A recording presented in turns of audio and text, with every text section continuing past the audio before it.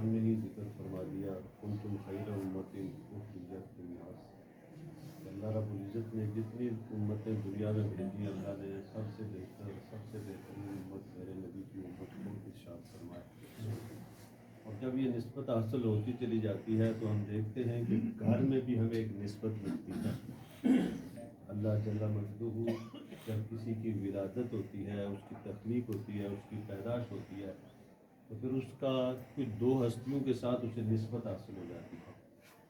اور وہ دو ہستیاں کون ہیں؟ ایک اس کی والدہ ہے، ایک اس کا والد ہے۔ بیٹا ہونے کی جو نسبت ہے اسے ان دو ہستیوں کی وجہ سے اسے اللہ رب العزت عطا فرماتا ہے، اور جب اس نسبت کو ہم آگے لے کر چلتے ہیں اسی نسبت سے کچھ رشتے بنتے چلے جاتے ہیں۔ ایک ماں کی طرف سے رشتہ بنتا ہے، ایک باپ کی طرف سے رشتہ بنتا ہے، کیونکہ نسبت تو آپ کو ہوئی اپنے والد سے، اپنی والدہ سے، وہ آپ کے ماں باپ بنے، آپ ان کے بیٹے بنے، اللہ نے آپ کو دنیا میں آنکھ کھولنا کی توفیق عطا فرمائی، اور پھر اللہ نے یہ دنیا کا جو ماحول ہے، دنیا کی جو زندگی ہے، اس زندگی میں اللہ نے جو بنیادی اکائی رکھی ہے ایک انسان کے لیے، بالخصوص مسلمان کے لیے، وہ اکائی اس کا خاندان ہے۔ اس اکائی کی بنیاد بنتی ہے اس کے ماں اور باپ، اور پھر یہ رشتے بڑھتے چلے جاتے ہیں، اور جب رشتے بڑھتے چلے جاتے ہیں تو ایک رشتہ ماں کی طرف سے، ایک رشتہ باپ کی طرف سے بنتا چلا جاتا ہے۔ انہی دو رشتوں کے بارے میں میرے نبی نے ارشاد فرمایا کہ رشتوں کی پال کیا کرو،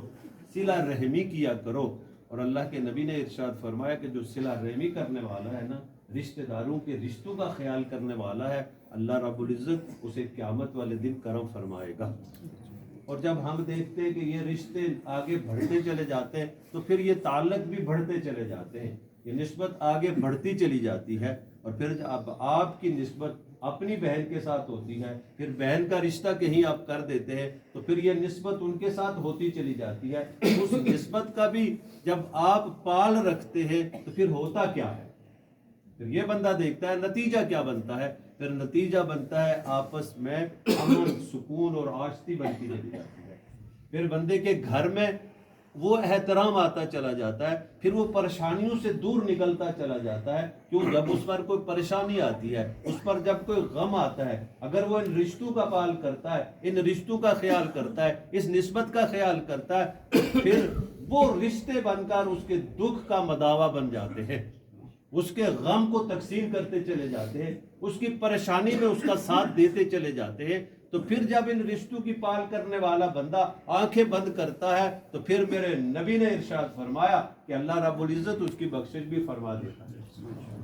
تو یہ جو نسبتیں ہیں ان کا خیال کریں۔ پھر ایک نسبت اور ہے اس جگہ کو اکثر ہم بیان کرتے ہیں، تو پھر وہ نسبت بڑی سخت ہے،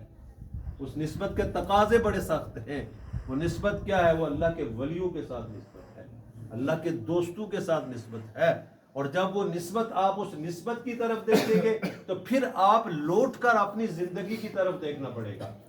پھر آپ نے شب و روز کی طرف دیکھنا پڑے گا کہ اتنی اللہ نے ہمیں اعلیٰ و عرفہ نسبت عطا کر دیا، تو میرا اٹھنا بیٹھنا کیسا ہے، میرا کردار کیسا ہے، میرا سلوک کیسا ہے، میری دنیا داری کیسی ہے۔ تو پھر جب یہ ہم چیزیں دیکھتے ہیں تو ایک وقت تھا اس جگہ کو فقط جمیری کہا جاتا تھا،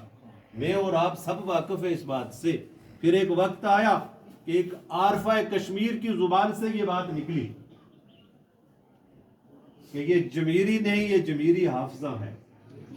ایک عارفہ کشمیر کے بلا بڑے بھائی صاحب رحمۃ اللہ تعالی علیہ، اور جب آپ ادھر نسبت کی طرف نظر دوڑائیں گے نا تو پھر اپنے آپ پر بھی دیکھنا پڑے گا کہ اس نسبت کا ہم پال کتنا کر رہے ہیں، اس نسبت کا ہم خیال کتنا کر رہے ہیں۔ جب ہاتھ میں ہاتھ دیتے ہیں آپ، جب کسی کی بیعت کرتے ہیں آپ، تو کیا وعدہ کرتے ہیں اس کے ساتھ کہ میں آئندہ گناہوں سے توبہ کرتا ہوں، جو میرے پچھلے گناہ گزر چکے ہیں ان سے توبہ کرتا ہوں، اور جو آنے والی زندگی ہے اسے اللہ کی ناراضگی والا کوئی کام نہیں کروں گا، اللہ کو نافرمانی والا کوئی کام نہیں کروں گا۔ یہ بیعت ہے، یہ بیعت تو نہیں ہے جس کو ہم نے مذاق بنا کر بیعت بنایا ہوا ہے۔ بیعت کیا ہے؟ پہلے گناہوں سے توبہ ہے اللہ کی بارگاہ میں، جس طرح میرے صحابہ میرے نبی کی بارگاہ میں آتے تھے اور نبی رحمت کی بارگاہ میں جب بیعت کرتے تھے تو پچھلی ساری زندگی سے توبہ کرتے تھے، آنے والی زندگی میں اللہ اور اس کے رسول کے احکامات کی پابندی کا وعدہ کر کے نکلتے تھے۔ تو یہی بیعت ہوتی ہے کسی کامل کے ہاتھ میں جب آپ ہاتھ دیتے ہیں، جب اس کے ساتھ نسبت رکھتے ہیں تو اللہ سے وعدہ کرتے ہیں اس نیک فرد کی موجودگی میں، اس نیک ہستی کی موجودگی میں، اللہ کے اس دوست کی موجودگی میں کہ مالک تو نے کرم کیا، ایک نیک کا ساتھ عطا فرمایا، مالک تو نے کرم کیا، اپنے دوستوں کی نسبت عطا فرمائی، آج میں توبہ کر رہا ہوں اپنی پچھلے گناہوں سے، اپنی پچھلی زندگی سے، مالک میرے آنے والی زندگی میں آسانیاں پیدا فرما، میں تیری رضا کے لیے کام کروں، تیری عبادت کروں، تیری ریاضت کروں۔ اور پھر جب یہ کر کے ہم نکلتے ہیں نا، تو پھر جب اس سفر پر جاتے ہیں تو اللہ اس سفر کو آسان کرتا چلا جاتا ہے، آسان کرتا چلا جاتا ہے۔ ہم تو خوش قسمت لوگ، یہ نسبت کی بہاریں اللہ نے ہمیں عطا کی ہوئی ہے۔ کوئی نہ کوئی جو یہاں کھڑا ہے کسی نہ کسی آستانے کے ساتھ اس کا تعلق ہے، کسی نہ کسی اللہ کے ولی کے ساتھ اس کا تعلق ہے، کسی نہ کسی اللہ کے دوست کے ساتھ اس کی نسبت ہے۔ اور جب اللہ کے دوستوں سے نسبت ہوتی ہے نا، تو مٹی نے بھی کہا تھا کہ میرے اندر تو خوشبو نہیں ہے، لیکن مجھے سنگت ملی ہے، معیت ملی ہے، دوستی ملی ہے کچھ لمحوں کے لیے۔ کس کی ملی ہے؟ پھولوں کی ملی ہے۔ پھول کا کام کیا ہے؟ خوشبو دینا۔ اللہ کے دوستوں کا کام کیا ہے؟ خوشبو بانٹنا، میرے نبی کی محبت کو بانٹنا، میرے مصطفیٰ کریم کی تعظیم کو بانٹنا۔ صحابہ تو وہ صحابہ تھے جس چیز کی نسبت تھی میرے نبی کے ساتھ، اس نسبت کی تعظیم بھی کیا کرتے تھے۔ تو پھر جب یہ مٹی سے پوچھا گیا تو مٹی نے کہا پھول کے اندر خوشبو ہے، اس کی خاصیت ہے، اس کا کمال ہے خوشبو دینا۔ تو میں نے وہ لمحے ان کے ساتھ گزارے، انہوں نے مجھ پر کرم کیا، میں ان کے ساتھ رہی، تو آج وہ خوشبو میرے اندر سے آ رہی ہے۔ جب نسبت والے لوگ ہوتے ہیں تو وہ نسبت کی خوشبو ہمارے اندر سے آنی چاہیے، ہماری زبان پر اچھے اخلاق ہونے چاہیے، ہمارے دوسروں کے ساتھ سلوک اچھا ہونا چاہیے، ہم اڑوس پڑوس میں رہتے ہیں، پڑوسیوں کے حقوق کا خیال کرنا چاہیے۔ اگر کوئی آپ کی طبیعت پر گرامی بات گزرتی ہے تو جب آپ نظر ادھر اٹھاتے ہیں جہاں آپ کا آنا جانا ہے، تو تھوڑی دیر آپ اگر برداشت کر لیتے ہیں تو پھر اللہ بھی خوش ہوتا ہے، اللہ کا نبی بھی خوش ہوتا ہے، اور جن کے ساتھ نسبت ہے وہ بھی خوشی کا اظہار کرتے ہیں۔ تو دعا کریں اللہ دنیا میں رہتے ہوئے جو نسبت ہمیں عطا ہوئی ہے، دنیا میں رہتے ہوئے اللہ کی دوستوں کی سنگت ہمیں ملی ہے، اللہ رب دیکھیں اللہ کے گھر میں ہم کھڑے ہیں، اس جگہ کو بھی ایک نسبت ملی۔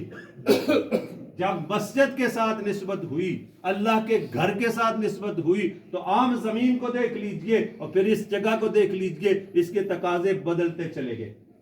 اب گھر سے آتے ہیں پہلے تو وضو کر کے آتے ہیں، مسجد میں جا رہا ہوں اگر نہیں تو پہلے وضو کرتے ہیں، پھر قدم اس جگہ پر رکھتے ہیں۔ باقی جگہوں کو بھی دیکھ لیجئے، آپ جاتے ہیں پرواہ نہیں ہوتی وضو ہے نہیں ہے، جوتی لگی ہے نہیں ہے، پاک ہے نہیں ہے، کپڑے پاک ہے نہیں ہے، لیکن جب اس جگہ کو نسبت ہو جاتی ہے اللہ کے گھر کے ساتھ، پھر تقاضے بدلتے چلے جاتے، اس جگہ کی اہمیت بدلتی چلی جاتی ہے، علت بدلنے سے حالات بدلتے چلے جاتے۔ اس لیے ہم اگر خوش قسمت ہیں، اللہ نے اپنے محبوب کا امتی بنایا، امتی بنا کر اس نے ہمیں امام اعظم بھی عطا کر دیے، ہمیں غوث اعظم بھی عطا کر دیے، ہمیں اپنے دوستوں کی سنگت اور معیت بھی عطا کر دی۔ دعا کریں اسی سنگت اور معیت کا صدقہ جانے والوں کی اللہ ان منازل کو آسان فرمائے جس طرح ہماری تعلق تھا، ہماری نسبت تھی، کبھی جمیری تھی، جمیری حافظہ بن گئی، ایک دو نہیں درجنوں حافظ اس 5 7 10 گھروں میں، اللہ انہیں بھی توفیق عطا فرمائے کہ انہی کا صدقہ ہے، انہی کے ساتھ وفا عطا فرمائے، انہی کا صدقہ ہے، انہی کے ساتھ اخلاص عطا فرمائے، اور دنیا میں وقت گزار کر جب ہم جائیں اسی نسبت کا صدقہ ہو،